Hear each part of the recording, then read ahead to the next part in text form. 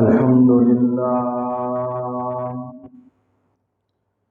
الحمد لله الذي شرفنا على سائر الأمم برسالة من اختصه من بين الأنام بجوامع الكلم وجواهر الحكم. وصلى الله تعالى على خير خلقه وصحبه وبارك وسلم. ما نطق اللسان بمدحه ونسخ القلم. أما بعد فأعوذ بالله من الشيطان الرجيم. بسم الله الرحمن الرحيم. لقد رضي الله عن المؤمنين إذ يبايعونك تحت الشجرة. صدق الله ورسوله النبي الأمي الكريم، ونحن على ذلك لمن الشاهدين والشاكرين، والحمد لله رب العالمين. إن الله وملائكته يصلون على النبي يا أيها الذين آمنوا صلوا عليه وسلموا تسليما. اللهم صل على سيدنا ومولانا محمد وعلى آل سيدنا ومولانا محمد، كما صليت على سيدنا إبراهيم وعلى آل سيدنا إبراهيم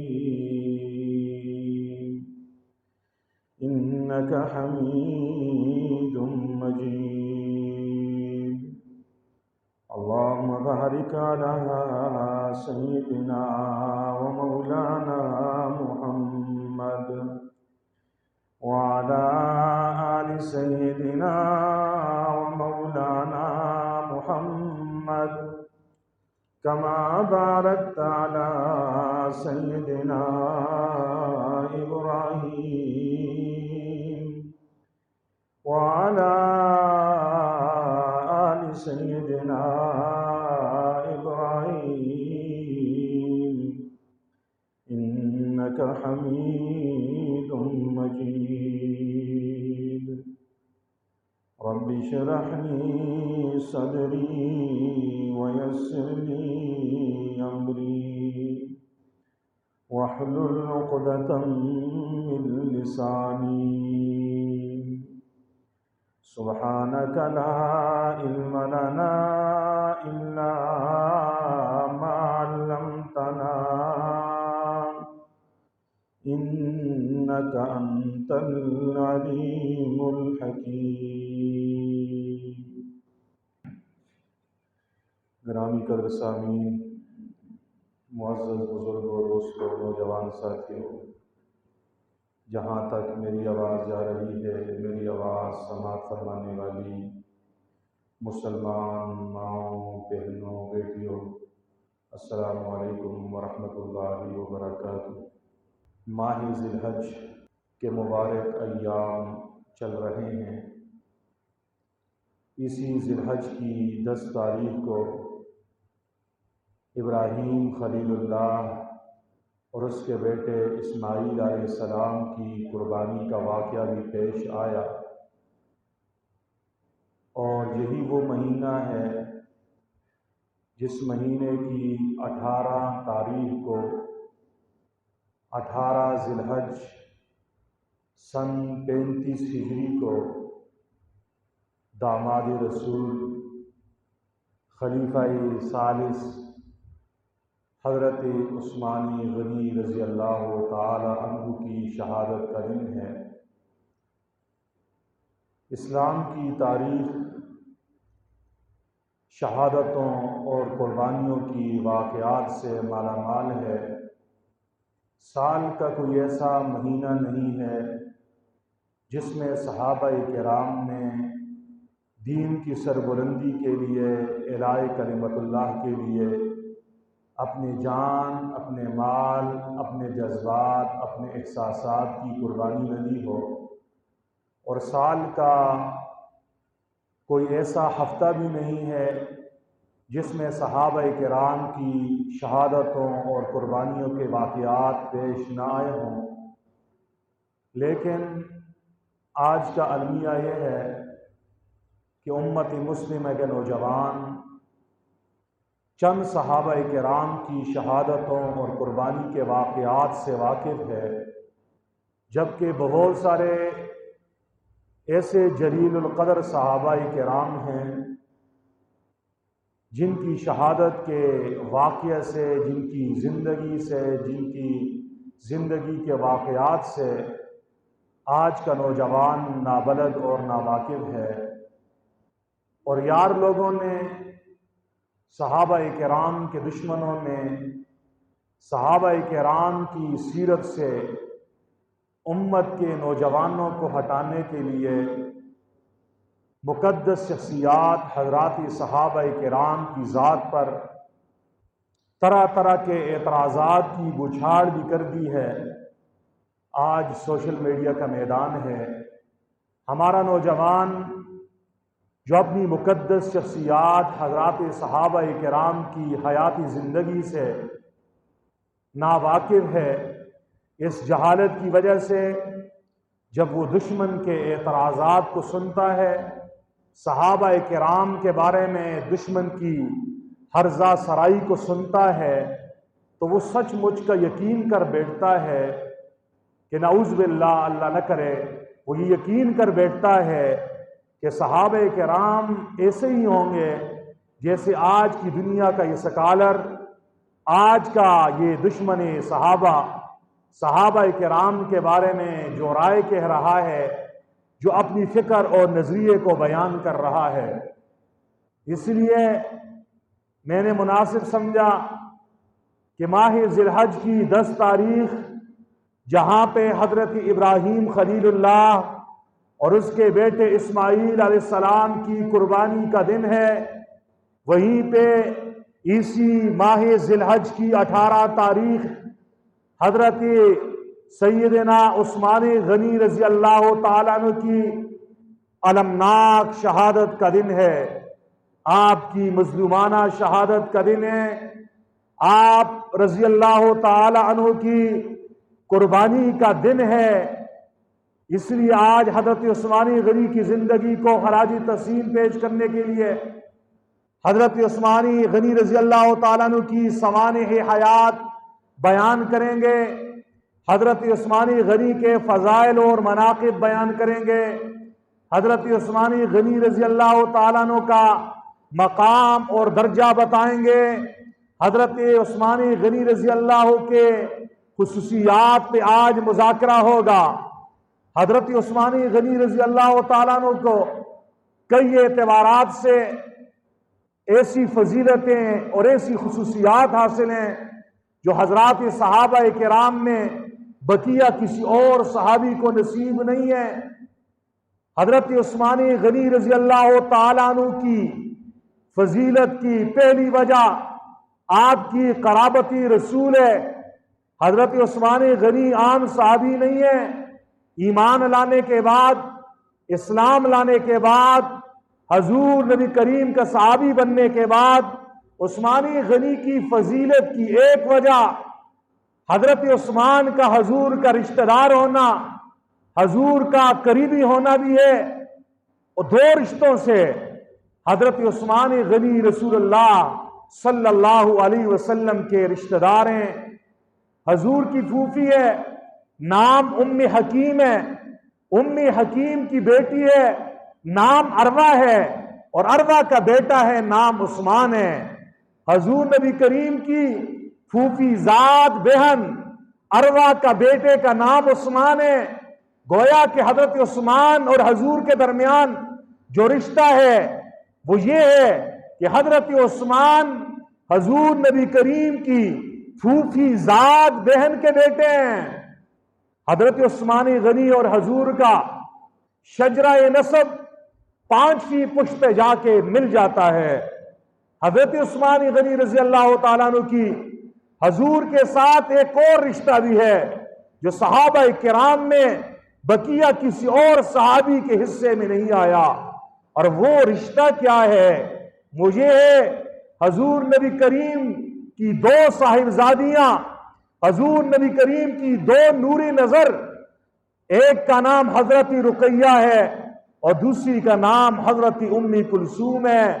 ان دونوں نور نظر یک کے بعد دیگرے حضرت عثمان غنی رضی اللہ تعالی عنہ کے عقد نکاح میں آئی ہیں۔ اسی لیے امام جلال الدین سیوطی کہتے ہیں حضرت عثمان غنی کا لقب ذی النورین ہے، 2 نوروں والا۔ عثمان کو ذی النورین کا لقب کیوں دیا گیا؟ آپ کو ذی النورین کیوں کہا جاتا ہے؟ وجہ یہ ہے کہ حضور کی یک کے بعد دیگرے 2 نور نظر، 2 پیاری صاحبزادیاں حضرت رقیہ اور حضرت ام کلثوم حضرت عثمان غنی رضی اللہ تعالی عنہ کے نکاح میں آئی ہیں۔ پہلے ایک بیٹی حضور نے حضرت عثمان کو دی ہے، اس کا نام حضرت رقیہ ہے۔ سن 2 ہجری میں جب حضور غزوہ بدر پہ جا رہے تھے، حضرت رقیہ بیمار ہو گئی، صاحب فراش ہو گئی۔ صحابہ کرام بدر کے میدان کی طرف رواں دواں ہیں، حضور بھی بدر کی طرف رواں دواں ہیں، عثمان غنی بھی بدر کی طرف جانے کا ارادہ کیے ہوئے ہیں۔ حضور نے فرمایا عثمان آپ نے رقیہ کی تیمارداری کرنی ہے، آپ نے رقیہ کا خیال رکھنا ہے، آپ بدر میں نہیں جاؤ گے، آپ نے اس کا خیال رکھنا ہے، اللہ آپ کو بدر والے صحابہ کرام میں شامل کریں گے۔ چنانچہ حضرت عثمان حضرت رقیہ کی تیمارداری کرتے گئے، خیال کرتے گئے، اس کا علاج معالجہ کرتے گئے۔ ادھر سے بدر سے حضور نبی کریم صلی اللہ علیہ وسلم فاتح بن کر جب مدینہ منورہ کو لوٹے، کسی کہنے والے نے خبر دی محمد الرسول اللہ، ایک طرف آج آپ کی خوشی کا دن ہے کہ بدر پہ مشرکین مکہ کو آپ نے ناک رگڑوا دی ہے، 70 مشرک مردار ہو گئے ہیں، 70 گرفتار ہو گئے، صحابہ کرام جنگ جیت گئے ہیں، لیکن اے حضور آج آپ کی پیاری بیٹی عثمان کی پیاری بیوی حضرت رقیہ کا انتقال ہو گیا ہے، اللہ کے نبی جنازہ پڑھا دیا گیا ہے، قبر میں اتار دیا گیا ہے، چھپیں رکھی جا رہی ہیں، ابھی سر کی جانب سے ایک سل اور ایک چھپ کی جگہ باقی ہے۔ اگر آپ کہتے ہیں تو ہم قبر کو آپ کی دیدار کے لیے تھوڑی دیر کے لیے کھلا رہنے دیں۔ حضور نبی کریم نے اس قاصد سے کہا جلدی جاؤ اور کن کو بتا دو، اوپر چھپے رکھ دو، سلے رکھ دو، میری بیٹی اپنے جنتی گھر پہنچ جائے۔ حضور آئے، بیٹی کی قبر پہ آئے، آنکھوں میں آنسو کی برسات ہے۔ عثمان غنی حضور کے ساتھ جب سینہ ملائے، عثمان غنی بچوں کی طرح سسکیاں مار کے دھاڑے مار کے روتے گئے۔ حضور کی آنکھوں میں بھی آنسو ہیں، عثمان غنی کی آنکھوں میں بھی آنسو ہیں۔ حضور عثمان کو تسلی دے رہے ہیں، فرمائے عثمان عثمان رقیہ میری پیاری بیٹی تھی، رقیہ میری تہجد گزار بیٹی تھی، رقیہ میرے دل کا ٹکڑا تھا، رقیہ میری بیوی حضرت خدیجہ کی نشانی تھی، تیرے ساتھ اچھے دن گزارے، آج اللہ کے پاس چلی گئی ہے، اللہ اس کا وہ جہان اچھا کر دے۔ پھر حضور فرمانے لگے عثمان میری بیٹی ام کلثوم جو رقیہ کی بہن ہے، میں یہ آپ کے نکاح میں دیتا ہوں۔ حضور نے رقیہ کے بعد ام کلثوم کا نکاح حضرت عثمان غنی رضی اللہ تعالی عنہ کے ساتھ کر دیا۔ زمانہ گزرتا گیا گزرتا گیا گزرتا گیا، ہجرت کا 9واں سال آ گیا۔ हिजरत का 9वां साल आ गया। 9वें साल को हजरत उम्मी कुलसूम रजी अल्लाह ताला अन्हा का भी इंतकाल हो गया। हजरत उम्मी कुलसूम रजी अल्लाह ताला अन्हा का भी इंतकाल हो गया। हजूर फिर आए, उस्मान गनी को तसल्ली देते गए, ताजियत करते गए। उस्मान दाड़े मार के रो रहे, अल्लाह के नबी, आपकी एक बेटी पहले मेरे घर में थी, रुकैया, वो भी अल्लाह को प्यारी हो गई, आज उम्मी कुलसूम भी हमें अकेले छोड़ के चली गई है। उस्मान दाड़े मार के रो रहे हैं। हजूर भी बेटी की याद में आंखों से आंसू बहा रहे हैं। और फिर एक तारीखी जुमला इरशाद फरमाया जो हजरत उस्मान गनी की फजीलत के लिए एक ही जुमला काफी है। फरमाया, उस्मान, ए उस्मान, अगर मेरी 40 बेटियां होती, एक के फौत हो जाने के बाद यके दिगरे वे सारी बेटियों का निकाह उस्मान में तुझसे करा देता। हाँ, उस्मानी गनी की फजीलत की पहली वजह कराबती रसूल है। उस्मान हजूर के रिश्तेदार हैं, आम रिश्तेदार नहीं है, हजूर के दोहरे दामाद हैं। एक जुमला में कहना चाहता हूं, सहाबा की मोहब्बत में कहना चाहता हूं, आज दुश्मन सहाबा हजूर के सहाबा में कभी बकवास करता है, कभी उस्मान गनी रजी अल्लाह तआला अन्हु के बारे में कुफरिया कलिमात बकता है। सोशल मीडिया का दौर है, मेरा नौजवान, मेरा बूढ़ा, मेरी माँ बहन जब उस बयान को सुनती हैं, वो यकीन कर बैठते हैं कि वाकई उस्मान गनी रजी अल्लाह तआला अन्हु ऐसे होंगे। मुसलमानों, अपने दिल पे हाथ रख के बताओ, तुम जब किसी को अपनी बेटी देते हो 100 बार सोचते हो या नहीं सोचते? खानदान देखते हो, खानदान कैसा है, लड़का देखते हो, लड़का कैसा है, खानदान देखने के बाद लड़के की शराफत को देखते हो, लड़के के इल्म को देखते हो, लड़के के फजल को देखते हो, लड़के की जो है ना शराफत को देखते हो, लड़के के हुस्न को देखते हो, लड़के के जमाल को देखते हो, लड़के के माल को देखते हो, लड़के के किरदार को देखते हो। उसके बाद अपने दिल का टुकड़ा उस लड़के को देते हो। सगा भतीजा हो, सगा भांजा हो, किरदार गलत हो, बदमाश हो, लोफर हो, गलत किरदार वाला हो, अपनी बेटी कोई अपने उस भतीजे को नहीं देता। पराया आदमी है, किरदार वाला है, नाम वाला है, शराफत वाला है, इज्जत वाला है, तकवे वाला है, तहारत वाला है, मालदारी वाला है, हुस्न वाला है, जमाल वाला है, और सारी खूबियां उसके अंदर पाई जाती हैं। तो हम अपनी बेटी उस गैर को भी दे देते हैं कि मेरी बेटी का ख्याल रखेगा। और हजूर ने देखा नहीं था मैं अपने दिल के टुकड़े रुकैया किसको दे रहा हूं? फिर एक फौत होती है, फिर दूसरी बेटी में किसके हवाले कर रहा हूं? हजूर का उस्मान गनी को अपनी दोनों बेटियां निकाह में देना, ये उस्मान गनी के ऊपर एतमाद की दलील है। इसकी दलील है कि उस्मान शरीफ है, इसकी दलील है कि उस्मान मोमिन है, इसकी दलील है कि उस्मान मुत्तकी है, इसकी दलील है कि उस्मान के दिल में खशियत इलाही मौजूद है, इसकी दलील है कि उस्मान से अल्लाह राजी है और अल्लाह का नबी भी उस्मान से राजी है। कौन राजी? अल्लाह भी राजी, अल्लाह का नबी भी उस्मान से राजी है। हजूर नबी करीम और उस्मान गनी रजी अल्लाह तआला अन्हु की कराबतदारी ये दलालत करती है उस्मान को नबी पे एतमाद था, नबी को उस्मान पे एतमाद था, नबी को उस्मान पे। फजीलत उस्मान गनी की पहली वजह कराबती रसूल है। फजीलत उस्मान गनी रजी अल्लाह तआला अन्हु की दूसरी वजह सफारती रसूल है। हजरत उस्मान गनी रजी अल्लाह तआला अन्हु हजूर के सफीर बनकर मुश्रिकीन मक्का के सरदार अबू सुफियान के साथ बातचीत करने के लिए मक्का की धरती पे गए थे। सन 6 हिजरी का वाकया है।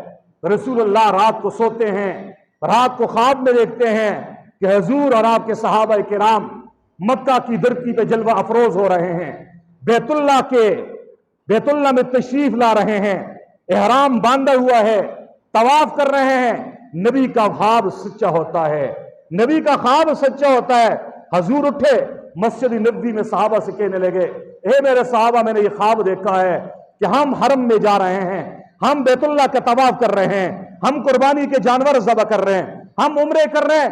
صحابہ کا دل مچل گیا اللہ کے گھر کی یاد میں, ان گلیوں کی یاد میں جہاں پہ ابو بکر, عمر, عثمان و علی, طلحہ, زبیر, عبد الرحمن کی بچپن گزرا تھا, لڑکپن گزرا تھا. اللہ کے دین کے لیے انہوں نے اپنے آبائی علاقے کو چھوڑا تھا, اپنے خاندان کو چھوڑا تھا, اپنے اس پیارے محبوب وطن کو چھوڑا تھا. وطن کی محبت کی یاد انگڑائی لینے لگی. صحابہ کے آنکھوں میں خوشی سے آنسو آ گئے.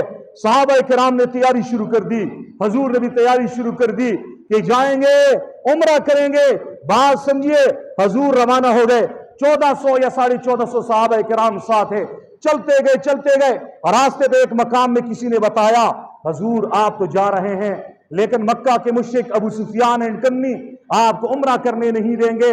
رسول اللہ صلی اللہ علیہ وسلم نے حدیبیہ کے مقام پر, جسے آج کل شمیسیہ کہتے ہیں, وہاں پہ پڑاؤ ڈالا اور حضرت عمر سے کہنے لگے, عمر جاؤ مشرکین مکہ سے مذاکرات کرو, ان سے کہہ دو ہمارا لڑنے کا ارادہ نہیں ہے, ہم عمرے کے لیے آئے ہیں, عمرہ کر کے ہم واپس چلے جائیں گے.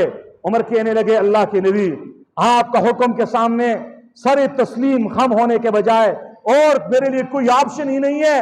آپ کا حکم سر آنکھوں پر, لیکن اللہ کے نبی میں ان مکہ کے کافروں کی آنکھوں میں ہمیشہ کانٹا بن کے چبھ رہا ہوں, یہ مجھے زندہ دیکھنا گوارا نہیں کرتے.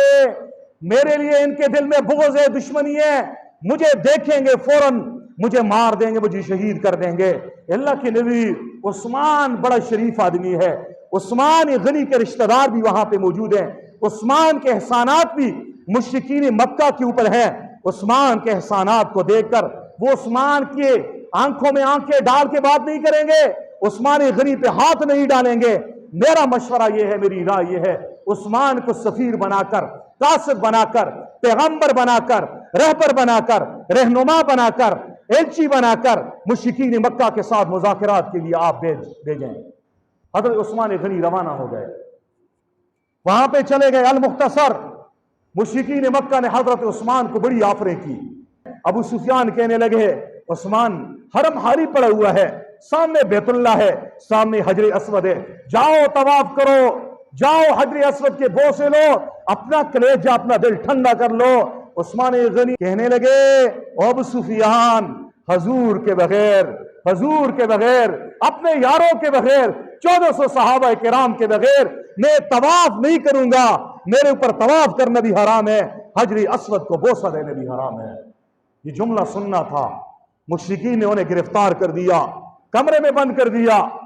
یہ خبر حضور نبی کریم صلی اللہ علیہ وسلم تک پہنچ گئی. کسی نے اس بات کو مزید آگے پھیلایا اور یہ کہہ دیا کہ حضرت عثمان غنی شہید ہو گئے ہیں. حضور نبی کریم نے جب یہ خبر سنی, کیکر کے درخت کے نیچے, ببول کے درخت کے نیچے بیٹھ کر آپ نے 1400 صحابہ کرام کو آواز دی. سب پروانوں کی طرح حضور کے دامن رحمت میں آ کے بیٹھ گئے. پھر فرمایا, سنو میرے یارو, ہم نے سنا ہے آپ کے پیارے یار, میرے پیارے داماد رقیہ ام کلثوم کے شوہر نامدار کو انہوں نے شہید کر دیا ہے. اے اللہ تو گواہ رہنا, جب تک عثمان کے خون کا بدلہ نہیں لوں گا ہم چین سے نہیں بیٹھیں گے. میرے ساتھ وعدہ کرو, اللہ کو گواہ بناؤ, جب تک عثمان کے خون کا بدلہ نہیں لیں گے ہم گھروں کی طرف واپس نہیں لوٹیں گے. 1400 صحابہ کرام نے حضور کے دستی اقدس پر ہاتھ رکھے, اوپر نیچے ہاتھ رکھے. ابھی یہ بیت پایا تکمیل تک پہنچ ہی رہی تھی. حضور کا ہاتھ ہے, 1400 صحابہ کرام کے ہاتھ ہے.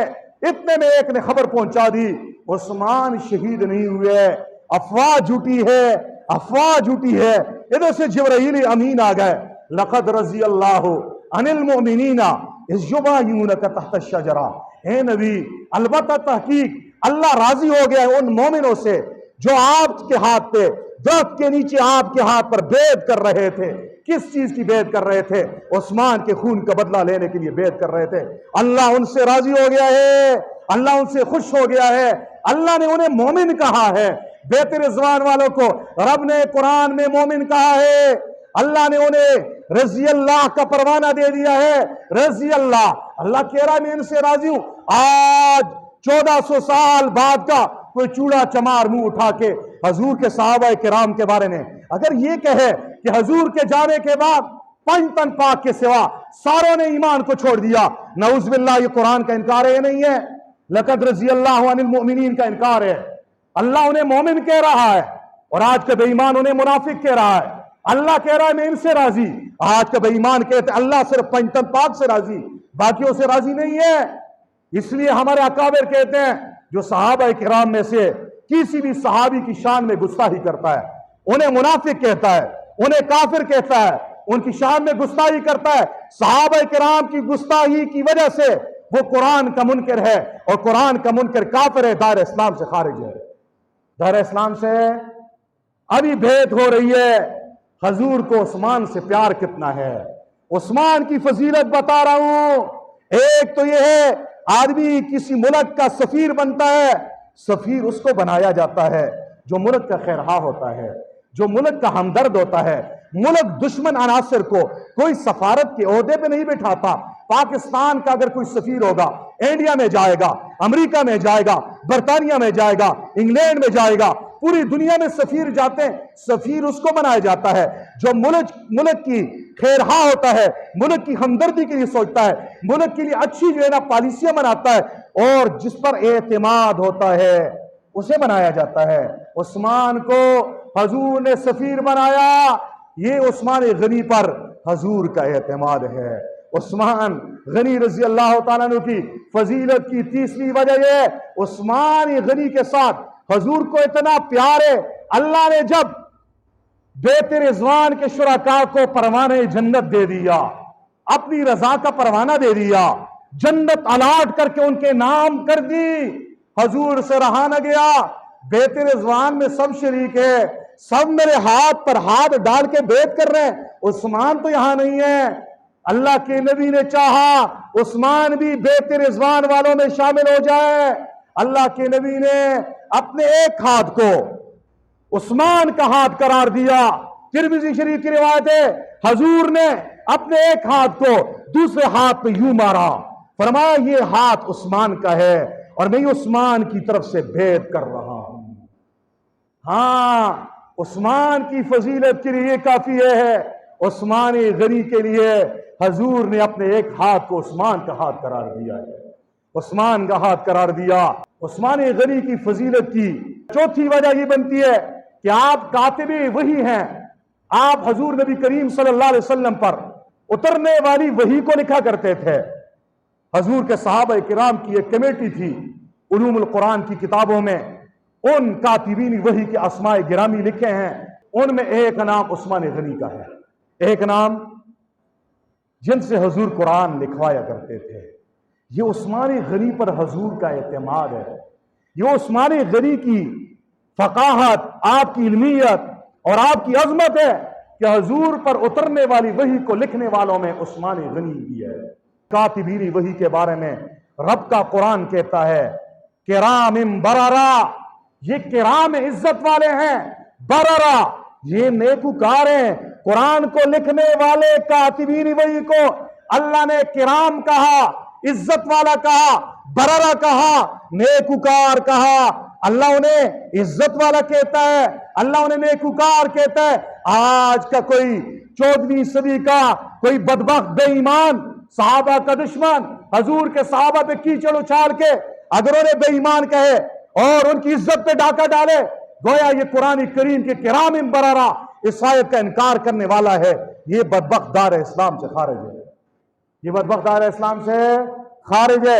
عثمان غنی رضی اللہ تعالی عنہ کی فضائل بیان کر رہا تھا. پہلی وجہ قرابتی رسول ہے، دوسری وجہ سفارتی رسول ہے، تیسری وجہ سخاوت ہے.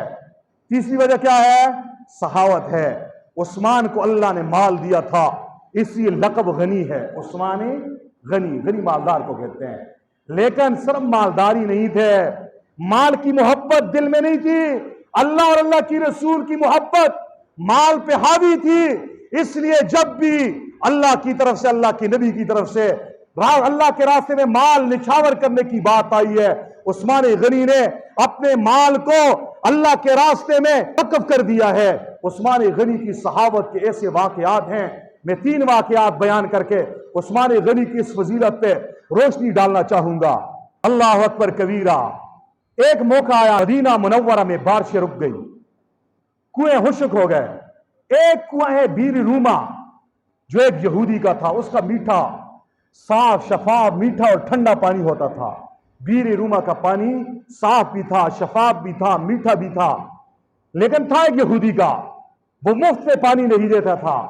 صحابہ کرام اور صحابیات پیاس سے بلبلا رہے تھے.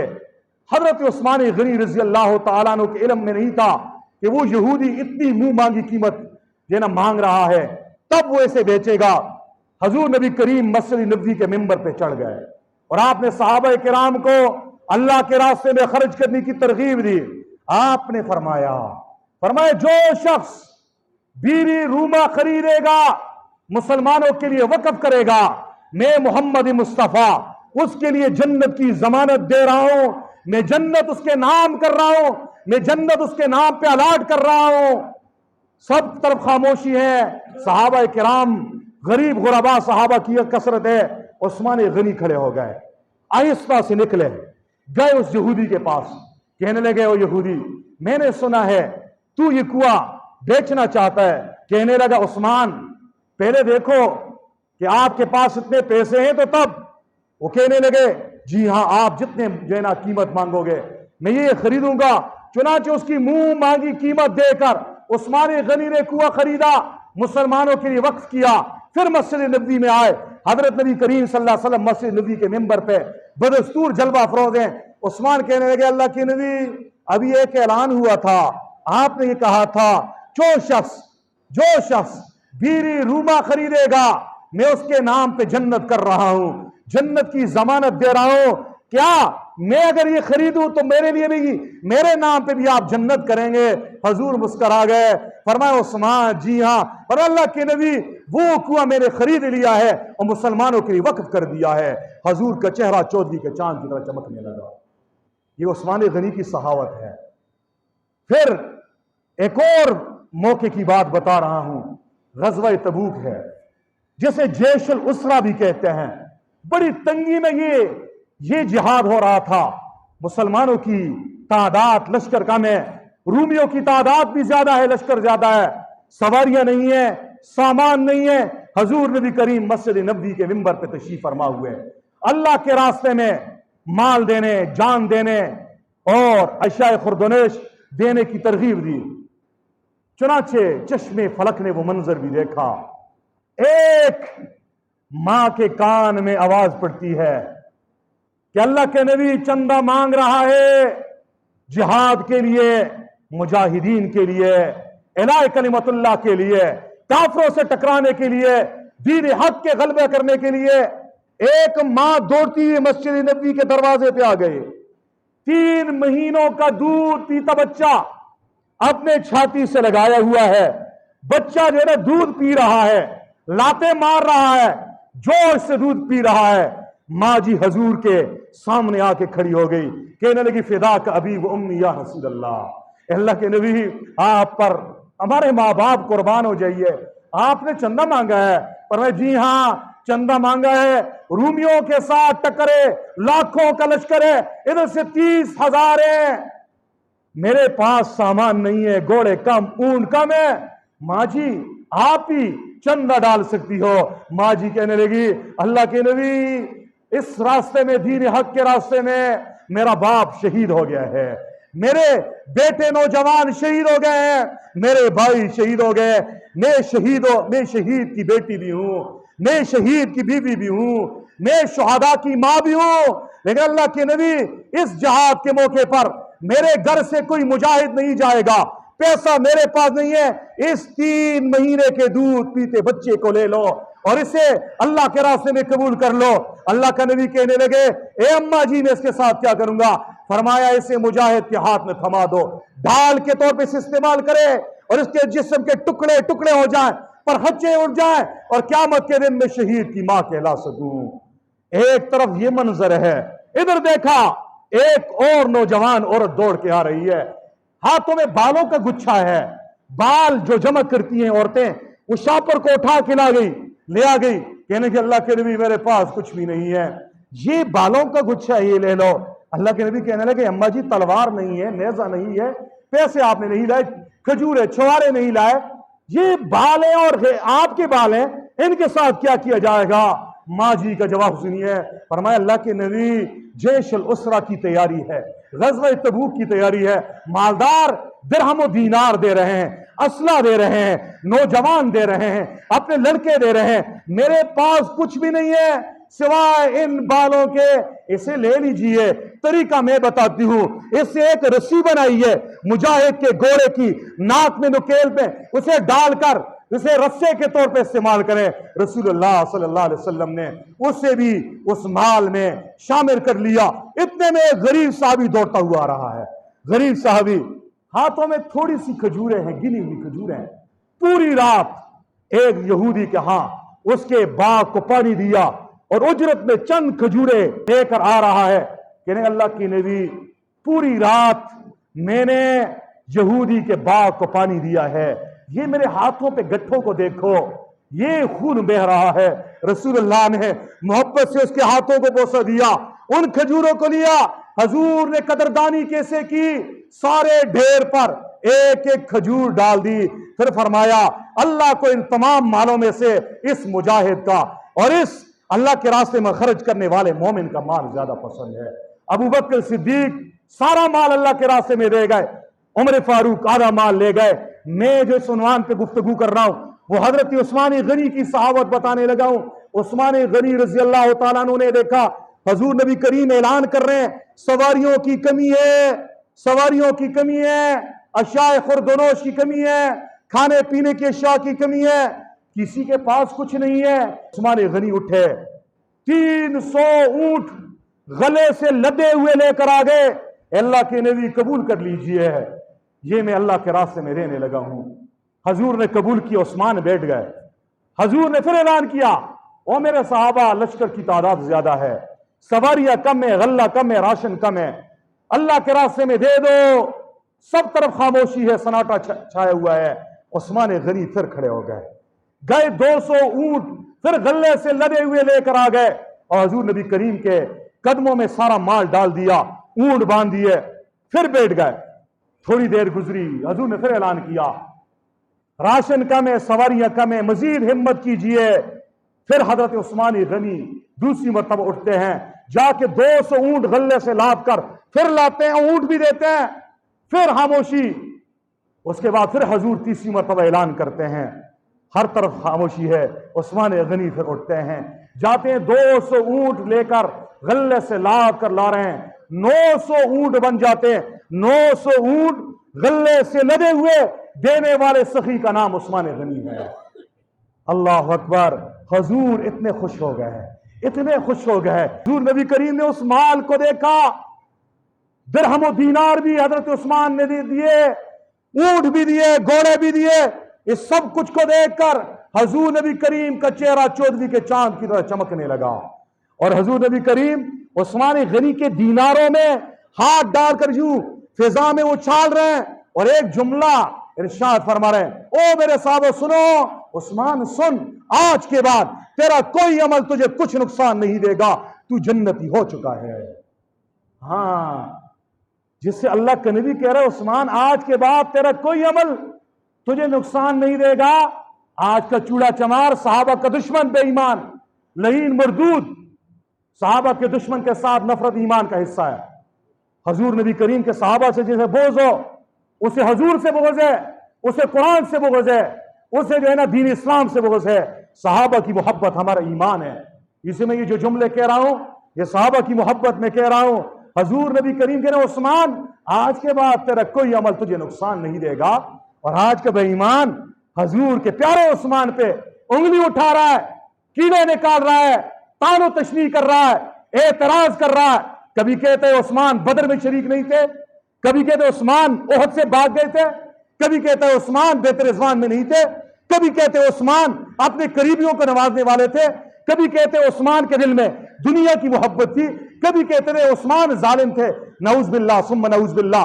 ये सारे वो बकवास हैं जो सहाबा किराम का दुश्मन तबका ये एतराज कर रहा है। इसलिए हम कहना चाहते हैं सहाबा किराम को तारीख के औराक में मत परखो। तारीख लिखने वाले इंसान होते हैं, صحابہ کرام کے مقام کو جاننا ہے، ابو بکر، عمر، عثمان، علی، طلحہ، زبیر، عبد الرحمن بن عوف، جتنے بھی صحابہ کرام 1,24,000 کم و بیش، سب صحابہ کرام کے مقام کو سمجھنے کے لیے قرآن پڑھی ہے، اور قرآن کی تفسیر کے لیے حدیث پڑھی ہے۔ قرآن اور حدیث یہ دو آئینے ہیں جو صحابہ کرام کے مقام کو سمجھنے کے لیے ہیں۔ ہر وہ تاریخ کی روایت، ہر مورخ کا وہ قول جو قرآن اور حدیث سے ٹکرائے گا، ہم اسے ردی کی ٹوکری میں ڈالیں گے۔ اللہ اکبر کبیرہ۔ عثمان غنی کی فضیلت کی وجوہات بتا رہا تھا۔ پہلی وجہ یہ حضور کا رشتہ دار ہے، دوسری وجہ حضور نے سفیر بنایا ہے، تیسری وجہ میں نے بتائی سخاوت ہے۔ عثمان غنی کی سخاوت، دو واقعات میں نے سنا لی، تیسرا واقعہ سنانے لگا ہوں۔ حضور نبی کریم صلی اللہ علیہ وسلم دنیا سے پردہ فرما چکے ہیں۔ ابو بکر صدیق رضی اللہ تعالیٰ عنہ کا دور خلافت ہے۔ قحط کا زمانہ آ گیا، کھانے پینے کی اشیاء ختم ہو گئی۔ مدینۃ الرسول میں لوگ بھوک اور افلاس سے زندگی گزار رہے ہیں۔ رات کو بچے رو رہے ہیں، نیند نہیں کر رہے، سو نہیں سکتے، پیٹ میں کچھ ہوگا تو بچے سوئیں گے، بڑے سوئیں گے۔ اللہ اکبر کبیرہ۔ اسی عالم میں کسی نے کہا کہ ساحل سمندر سے ایک قافلہ آ رہا ہے، 1000 اونٹ ہیں، سب اونٹوں پر غلہ اور راشن لدا ہوا ہے۔ کوئی تاجر آ رہا ہے جو مدینہ کی منڈی میں بیچنے کے لیے۔ لوگ دوڑے، سارے تاجر دوڑے جائیں گے، بھاؤ تاؤ کریں گے، قیمت لگائیں گے، چیزیں خریدیں گے، مدینہ کی مارکیٹ میں لائیں گے، یہاں پہ بیچیں گے تو اور کہاں ختم ہو جائے گا۔ گئے وہ سارے اونٹ، جب مدینہ کی مارکیٹ میں پہنچے تو انہوں نے بھاؤ تاؤ کرنا شروع کیا۔ تاجروں نے ریٹ لگانا شروع کیا، یہ چیز کتنے کی دو گے، یہ کتنے کی دو گے۔ پہلے تو تاجروں نے پوچھا یہ ہے کس کا یہ مال؟ تو قافلے والوں نے بتایا یہ مال مدینے کے ایک تاجر کا ہے۔ فرمایا کس تاجر کا ہے؟ فرمایا اس کا نام عثمان ہے۔ اس کا نام کیا ہے؟ عثمان ہے۔ سب عثمان غنی کے ڈیرے پہ چلے گئے، آپ کے مکان پہ چلے گئے۔ تاجر کہنے لگے عثمان آپ کو پتا ہے قحط ہے، قحط سالی کا زمانہ ہے، لوگ بھوک سے مر رہے ہیں، اس طرح کرو، ہمارے اوپر رحم کرو، یہ ہمارے ہاتھ پہ بھیج دو، ہم آپ کو منافع دے دیں گے۔ عثمان غنی کہنے لگے کتنا منافع دو گے؟ کہنے لگے ہر چیز پر 2 روپیہ 2 درہم آپ کو منافع دیں گے، 10 کی چیز 12 پہ، 10 کی چیز 12 پہ لیں گے۔ عثمان غنی کہنے لگے منافع تم بہت کم دے رہے ہو، نہیں زیادہ کرو۔ کہنے لگے 10 کی چیز 13 پہ، کہنے نہیں منافع کم ہے۔ کہنے لگے اس طرح کرتے ہیں 10 کی چیز 15 پہ، 10 والی چیز ہر 10 روپے پہ 5 روپے پرافٹ دیں گے، 10 روپے پہ 5 روپے آپ کو منافع دیں گے۔ کہنے لگے یہ تو کم ہے۔ کہنے لگے عثمان زیادتی نہ کر۔ عثمان کہنے لگے اس سے بھی زیادہ منافع مل رہا ہے۔ کہنے لگے وہ کون ہے؟ عثمان غنی نے اپنے ملازموں کو بلایا، وہ ملازموں آؤ میرے گھر کے خزانے کے دروازوں کو کھول دو، مدینہ کے مارکیٹوں میں جا کے اعلان کر دو جتنے بھی غریب غربا ہیں، یتیم مسکین ہیں، بوڑھے اور اپاہج ہیں، کمزور لوگ آئیں اور اپنے حصے کا مال جتنا اٹھا کے لے جا سکتے ہیں لے جائیں۔ لوگ سمجھ گئے کہ عثمان غنی کی مراد کیا ہے۔ من جاء بالحسنہ فلہ عشر امثالھا، جو اللہ کے راستے میں ایک نیکی کرتا ہے، 1 روپے خرچ کرتا ہے، اللہ اسے 10 گنا زیادہ اجر دیتے ہیں۔ یہ تھا عثمان غنی رضی اللہ تعالی عنہ کی سخاوت۔ عثمان غنی رضی اللہ تعالیٰ عنہ کی فضیلت کی چوتھی وجہ، آپ بڑے باحیات ہیں۔ الحیاء من الایمان، حیا ایمان کا حصہ ہے۔ ایک حدیث میں ہے حیا ہی سراسر ایمان ہے، جس میں حیا نہیں ہے اس میں کچھ بھی نہیں ہے۔ عثمان غنی رضی اللہ تعالیٰ اتنے حیادار تھے، بخاری شریف کی روایت سنانے لگا ہوں۔ اما عائشہ صدیقہ فرماتی ہے رسول کریم صلی اللہ علیہ وسلم اپنے دولت قدا پہ تشریف فرما تھے، اتنے میں میرے پیارے ابو جان ابو بکر صدیق آ گئے۔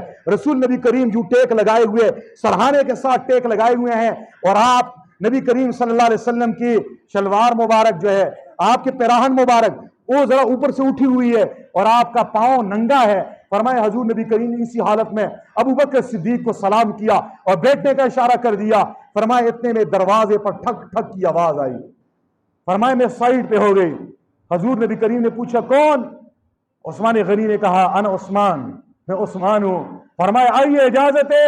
عثمان غنی جو ہی دروازے سے اندر داخل ہوئے، بخاری کی روایت ہے حضور نبی کریم اپنی جگہ سے اٹھ گئے اپنے کپڑوں کو ٹھیک کیا، اپنی نشست کو ٹھیک کیا اور بڑے وقار کے ساتھ حضور تشریف فرما ہوئے. پھر عثمان غنی کو بٹھایا. جب عثمان چلے گئے حضرت عائشہ کہنے لگی اللہ کے نبی میرا والد آپ کا سسر بھی ہے، آپ کا یار بھی ہے، بڑے مقام والا ہے، وہ آئے، عمر آئے، آپ نے اپنی جگہ سے حرکت نہیں کی، کیا وجہ ہے عثمان کے آنے پر آپ نے اتنا اہتمام کر دیا؟ حضور نے فرمایا عائشہ تجھے کیا پتا عثمان کا مقام کیا ہے؟ عثمان وہ ہے جس سے اللہ کے فرشتے بھی، آسمان کے فرشتے بھی آیا کرتے ہیں. ہاں عثمان کے مقام کا کیا پوچھنا، جس نے اسلام سے پہلے بھی زندگی میں کبھی جھوٹ نہیں بولا، جس نے زمانہ جاہلیت میں بھی کبھی اپنے دامن پہ داغ آنے نہیں دیا.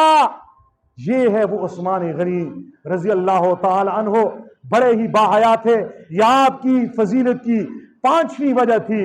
حضرت عثمان غنی رضی اللہ تعالیٰ عنہ کی فضیلت کی 6ٹھی وجہ آپ کی شجاعت ہے. آپ بڑے بہادر تھے. مومن بہادر ہوتا ہے. حضور نے 27 غزوے لڑے ہیں. 27 غزووں میں صرف ایک غزوہ ایسے جسے غزوہ بدر کہتے ہیں، اس میں عثمان غنی شریک نہیں ہوئے. بقیہ 26 غزووں میں عثمان غنی رضی اللہ تعالیٰ عنہ شریک ہوئے ہیں.